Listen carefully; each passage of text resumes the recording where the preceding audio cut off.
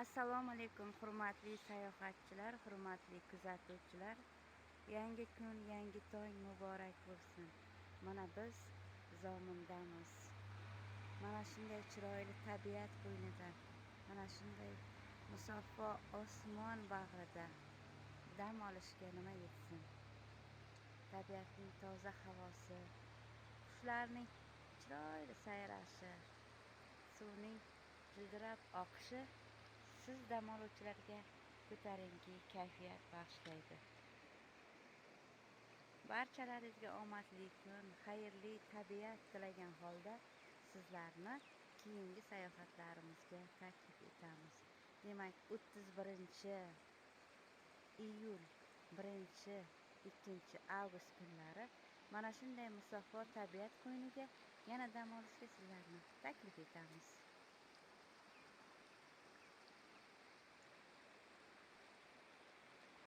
Assalomu alaykum hurmatli sayohatchilar, hurmatli kuzatuvchilar. Yangi kun, yangi tong muborak bo'lsin. Mana biz Zomindamiz.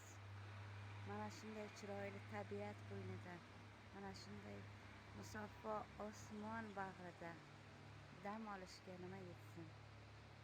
Tabiatning toza havosi, qushlarning chiroyli sayrashi, suvning jildirab oqishi siz dam oluvchilarga ko'tarinki kayfiyat bag'ishlaydi.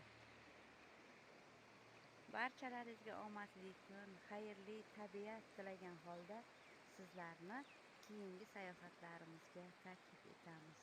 Demak, 31. Assalomu alaykum hurmatli sayohatchilar, hurmatli kuzatuvchilar. Yangi kun, yangi tong muborak bo'lsin. Mana biz Zomindamiz.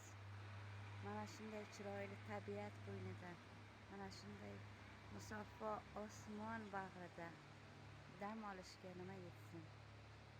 Tabiatning toza havosi, qushlarning chiroyli sayrashi, suvning jildirab oqishi siz dam oluvchilarga ko'tarinki kayfiyat bag'ishlaydi. Barchalaringizga omadli kun, xayrli tabiat tilagan holda sizlarni keyingi sayohatlarimiz. Assalomu alaykum hurmatli sayohatchilar, hurmatli kuzatuvchilar. Yangi kun, yangi tong muborak bo'lsin. Mana biz Zomindamiz. Mana shunday chiroyli tabiat qo'ynida, mana shunday musaffo osmon bag'rida dam olishga nima yetsin. Tabiatning toza havosi,